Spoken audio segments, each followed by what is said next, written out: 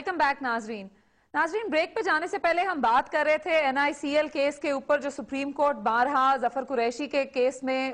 ظفر قریشی کے سلسلے میں ہدایات دے چکی ہے حکومت کو، اور حکومت ان ہدایات کو یکساں یہ ان کو نظر انداز کر رہی ہے۔ صدیقی صاحب آپ یہ بتائیے کہ اس وقت سپریم کورٹ کے پاس کیا آپشنز ہیں، وہ کیا آپ ڈیسیجن لے سکتا ہے؟ دیکھیے سپریم کورٹ کے پاس بہت سارے آپشنز ہیں۔ سب سے پہلی بات تو یہ ہے کہ سپریم کورٹ نے اسپیسیفک آرڈر کیے ہوئے ہیں اس کیس میں، لیکن وہ اسپیسیفک آرڈرز تو بارہا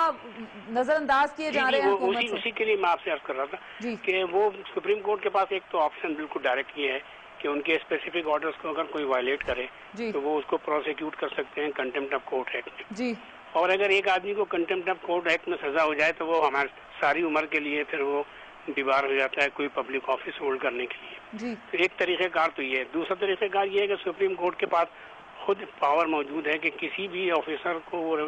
ڈائریکٹ کر سکتا ہے کہ بحیثیت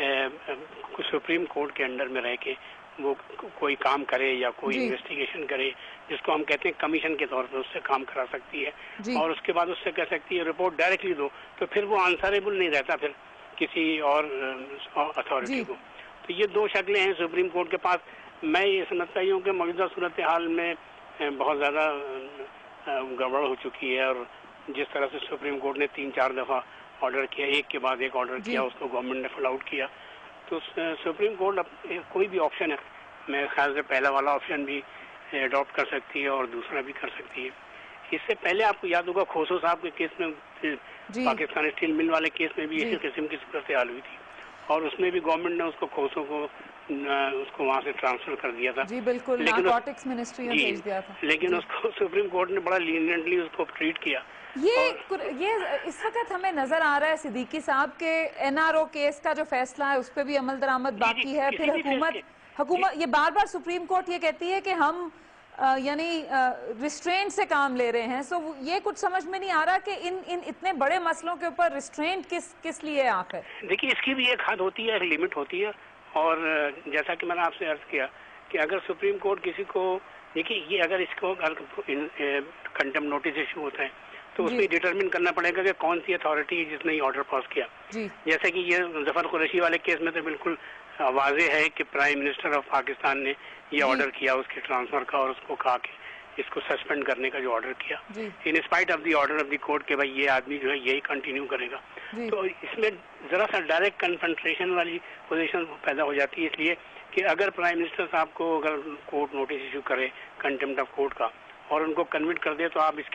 کے کانسیکوینسز بڑے ڈراسٹک ہیں۔ جیسا کہ میں نے آپ سے پہلے عرض کیا کہ اگر ان کو کنوٹ کر دیا جائے کنٹمپٹ آف کورٹ کے لیے تو پھر وہ آئندہ کبھی بھی کسی پبلک آفس کے لیے کنٹیسٹ نہیں کر سکتے، نہ وہ الیکشن لڑ سکتے۔ حکومت بھی صدیقی صاحب بارہا یہ لگ رہا ہے کہ بہت ایڈونچرس پوزیشن لے رہی ہے، لیکن اس کے لیے شاید ایک پریگمیٹک جو ویو ہے وہ سنگل پوائنٹ ایجنڈا ہے کہ وہ اپنی ٹرم پوری کر لے، یا سروائیول جسے کہتے ہیں، آپ نے بالکل صحیح کہا، اس کے اوپر کچھ چل رہی ہے حکومت۔ جی بالکل آپ نے صحیح کہا، ان کے سامنے صرف ایک ہی مطمع نظر ہے، وہ یہ کہ کس صورت سے 5 years دے شوڈ کمپلیٹ، لیکن لگتا نہیں ہے کہ جن حالات میں اس وقت موجودہ صورتحال جو پیدا ہو گئی ہے اس میں اس بات کی میں سمجھتا ہوں توقع نہیں کی جا سکتی کہ یہ گورنمنٹ پورے 5 سال نکال سکے گی، کیونکہ آپ یہ دیکھیں بہت سارے محاذ کھل گئے ہیں۔ ابھی لیٹسٹ جو محاذ ہے وہ ایک ان کا جو کولیشن پارٹنر تھا، آئی تھنک اس کی وجہ سے بھی شاید اس کی ضرورت بہت زیادہ ہو گئی ہے کہ جو پی ایم ایل کے اوپر ریلائنس ہے ان کی وہ بڑھ گئی ہے۔ جی بہت زیادہ، اب تو اس کے بغیر گزارا نہیں سکتے۔ یہ بتائیے گا صدیقی صاحب کہ یہ جو ہم ابھی بریک میں بات کر رہے تھے کہ سول سروس کو اگر ایک کوئی نان کرپٹ آفیسرز ہیں، اگر ان کو کانشنس کے مطابق، رولز کے مطابق، کانسٹیٹیوشن کے مطابق فیصلہ کرنا ہے تو جس پروٹیکشن کی ضرورت ہے کیا ہمارا آئین یا ہمارے رولز اس کی وہ پروٹیکشن دیتے ہیں؟ جی ابھی میں تسلیم نورانی صاحب کی بات سن رہا تھا تو میرا آپ کو اس کے سلسلے میں ایک بات بتا دوں، ہمارے جو پرانا کانسٹیٹیوشن تھا اس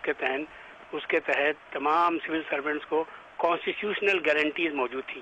تو ان کے ٹینیور سے آپ انٹرفیئر نہیں کر سکتے، ان کو وقت سے پہلے ٹرانسفر نہیں کر سکے، لیکن 1974 میں جب بھٹو صاحب برسر اقتدار آئے تو انہوں نے ایک سول سرونٹ ایکٹ 1974 نافذ کیا،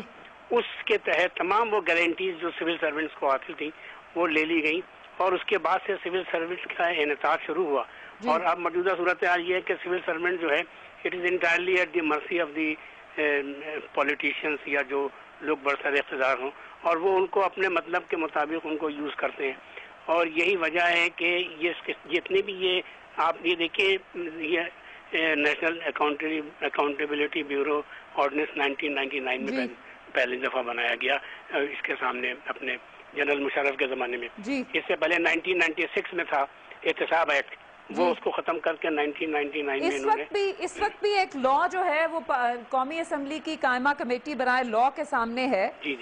زاہد حامد صاحب ہمارے ساتھ موجود ہیں جو ممبر ہیں قومی اسمبلی کے، پاک لیگ نون سے ان کا تعلق ہے. زاہد حامد صاحب آپ کو پروگرام میں خوش آمدید. ویری کوئکلی میں ناظرین آپ کو بتاتی چلوں کہ 2008 کے الیکشن میں کم از کم تمام جو پولیٹیکل پارٹیز ہیں ان کے منشور کا یہ حصہ تھا کہ احتساب جو ہے وہ اکراس دا بورڈ ہوگا، وہ پارٹیزان نہیں ہوگا. اور جو پیپلز پارٹی اور پاکستان مسلم لیگ نون ہے انہوں نے مساق جمہوریت میں یہ فیصلہ کیا تھا کہ ایک احتساب کمیشن بنایا جائے گا. زاہد حامد صاحب، ایک لا جو ہے جو جسے کہتے ہیں پبلک آفس ہولڈرز اکاؤنٹیبلٹی بل، اپریل 2009 میں قومی اسمبلی میں پیش ہوا تھا. اس وقت اس کو قریباً 3 سال بھی مکمل ہو گئے ہیں، وہ قومی اسمبلی کی قائمہ کمیٹی کے پاس پڑا ہوا ہے. آپ ذرا ہمیں بتائیے کہ جو اس کا ڈرافٹ قومی اسمبلی میں پیش ہوا تھا، کیا وہ ڈرافٹ اس کے اوپر پاکستان مسلم لیگ نون کو کیا تحفظات تھے؟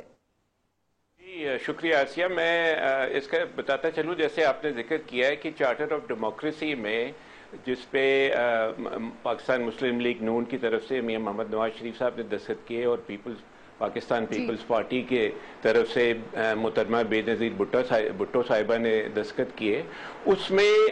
یہ اگری کیا گیا تھا کہ ایک نیا اکاؤنٹیبلٹی لا بنایا جائے گا، اور اس کی ورڈنگ یہی تھی to replace politically motivated national accountability bureau with an independent accountability commission. تو ظاہر ہے جب یہ جمہوری حکومت قائم ہوئی اور پاکستان پیپلز پارٹی کی حکومت بنی تو خیال تو یہی تھا کہ بہت جلد ایک نیا اکاؤنٹیبلٹی لا انیکٹ ہوئے گا اور نافذ کیا جائے گا. لیکن اپریل 2009 میں جو ڈرافٹ یہ holders of public office accountability bill پیش کیا گیا نیشنل اسمبلی میں، اس میں میجر ڈیفیکٹس تھے اور اکاؤنٹیبلٹی احتساب کے حوالے سے بہت ہی کمزور اور ناقص تھا. مثلا جو اس کا جو دائرہ کار تھا وہ صرف سیاستدان پہ تھا، اس کے مطلب تمام سول ملٹری آفیسرز وغیرہ اس سے باہر تھے، بلدیاتی نظام کے ناظمین بھی باہر تھے. جو کرپشن اینڈ کرپٹ پریکٹسز کی ڈیفینیشن تھی اس میں بھی اس کو بہت ایلیمنیٹ کر دیا. جو illicit enrichment ہوتی ہے، ownership of assets disproportionate to income, یعنی کہ اثاثے کی ملکیت جو آمدن سے زیادہ ہوئے وہ بھی نہیں تھی، ولفل ڈیفالٹ بھی نہیں تھی. اور جو سب سے ایک آبجیکشنبل ایک شک تھی کہ جی 3 سال کی لمیٹیشن پیریڈ لگا دی گئی، یعنی کہ اگر ٹینیور کے 3 سال کے بعد ایک ہولڈر آف پبلک آفس کو پروسیکیوٹ ہی نہیں کیا جا سکتا تھا. ہم نے اس کو پاکستان ہم ایک کوئک بریک پہ جائیں گے، بریک کے بعد آئیں گے تو ڈسکشن ہم اپنی جاری رکھیں گے کہ اس جو بل اس وقت قومی اسمبلی کی قائمہ کمیٹی کے پاس ہے اس کے ڈیفیکٹس کیا ہیں.